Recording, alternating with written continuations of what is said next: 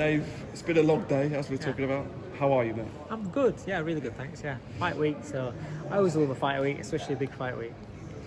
Massive fight for Jordan, possibly like going to open the gate for the fights he's been dreaming of and you've been dreaming of since you've been with him. How much does it mean to the pair of you? First of all, I'm just really proud to see where Jordan is right now. He's come through a lot of setbacks. There's a time when he didn't think he was going to be able to box again when he had his thyroid issue, and then obviously ups and downs with activity. So just to see where he's at, his last fight, what he came through, and see where he's at. He's up there on the table where Eddie's talking really nice things about him. Yeah. So it's like, oh, you've cracked it, mate. So keep on going. Exactly. Massive fighter against him, Kiko. He's probably one of the best in his division. He's world level. How have you prepared for a fight against Kiko specifically? So it's all about what Jordan can do and what Jordan does. We work to improve every day in that gym with all my fighters, but it's improving every aspect of their game. So whatever happens in a fight, you can cope with. I think he showed that in his last fight.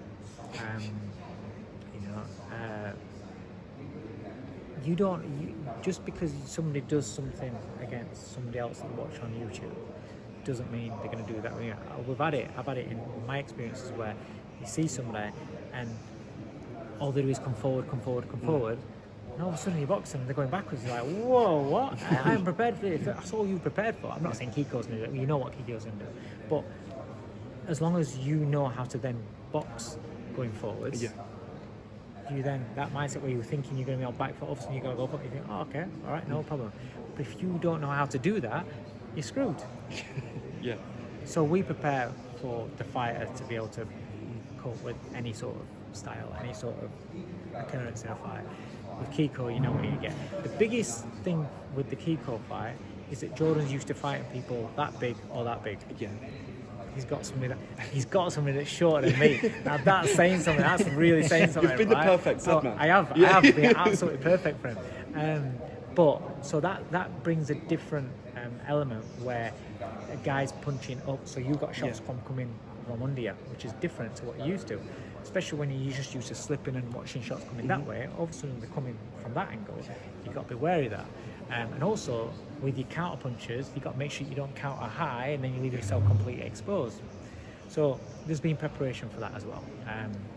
But yeah, he's looked fantastic. He's adapted to that. Because that's one thing that he was, when we first started, he was like, that's going to be new for me. I was like, yeah. But he's a consummate pro and he's adapted to that really, really well. He's not really shot over his opponents, his sparring partners, that much at all. Moving on from Jordan, just talk about some news in boxing. Well, just yesterday, Conor Benn had his boxing license relinquished. I want to hear Dave Coldwell's opinion. What do you think to the whole situation? Because some people online are saying, oh, it's an admission of guilt. I don't think that. I think that's crazy. But some people think it's the next step for the legal battle. It's been advised by his lawyers. Yeah. So I'm not saying he's not guilty. I'm not saying he's guilty. What I'm saying is, on this thing, I was like, oh, right. But then you've got to think, the whole process, him, Eddie and Conor have been advised by lawyers. So no matter what we want to, and I'm frustrated because I want to know what's happening. Because all we're getting asked by, whether it's you guys with cameras or whether it's somebody in the street, oh, what do you think's Conor? It's all anybody's talking about because nobody's got an answer yet. Yeah. But it's like they're being governed by lawyers. It's a legal issue. Yeah. If you're paying thousands to a lawyer and your lawyer tells you, don't say this, don't say that, what are you going to do? Say, nah, mate, I've got this, I know what I'm talking about, and you go and do it. But same is, I imagine that Conor's lawyers, for whatever reason, I don't know what it is because I'm not a legal man. To my head, I'm thinking, what are you doing that for? But obviously, they see it as that's what he should be doing. He's giving up his license, so that's what he's done. And until we know what's what, for me, it's a bigger thing because this is one case, and whether he's cheated or not, that needs resolving there. Yeah. But for me, it's a bigger issue. The bigger issue is going forward. What happens going forward? Does things just stay the same? fucking you fail on VADA and border control don't recognise it, or say, well, we don't recognise VADA, we can't suspend you or whatever. Everything needs to be more unified. Exactly.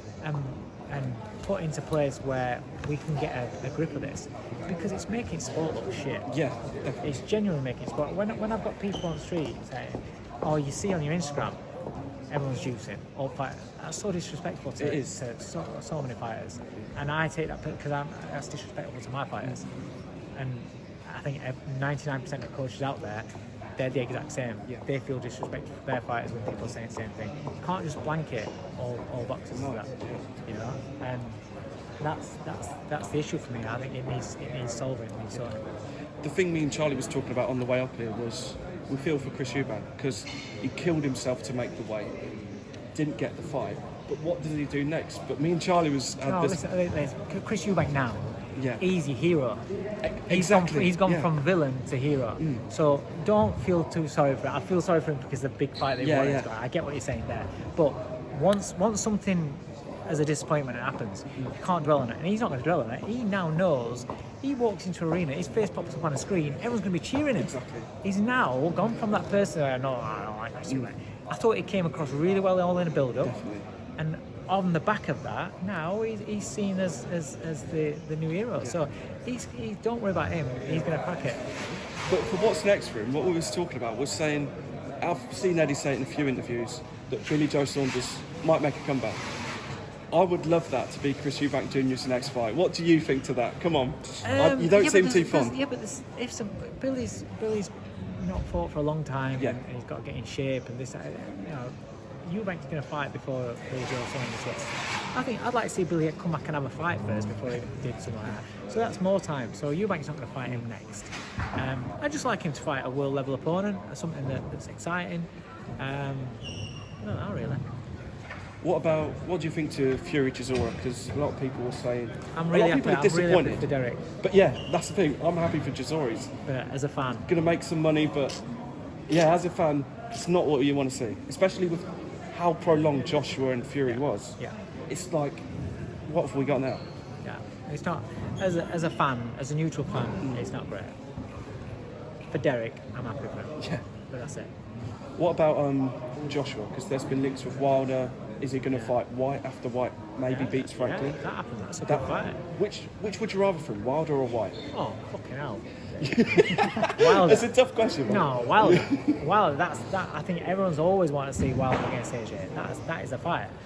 But that's not going to happen next. But White could happen next. That'd be good. That'd be really good. Just one more question from me, because I know you're tired, Dave. Where do you see yourself this time next year? With your stable, with your family, question. with your son? I see him smashing the football on Instagram all the time. Where does Dave Coldwell see himself this time next year? As long as I'm happy and I'm still healthy and everybody around me is still happy and healthy, I'll be happy with that. That's a good question. That's where I'd like to be. Yeah. As far as my fighters are concerned, I'd like Jordan to be world champion. I'd like Lerone to have a world title shot. Hopey at that point, a champion, be it domestic, Commonwealth, something like that. Stephen Cairns to be talked about as a big prospect. I've got a young kid, Muhammad Ali, to be his career up and running and seen as a good prospect. Yeah, as long as everybody's happy and healthy, we can deal with everything else. Yeah. Well, Dave, go sit down. Thanks for your time, mate, Thanks, and mate. good luck on Saturday. Nice one, mate. Cheers. Cheers. Nice one.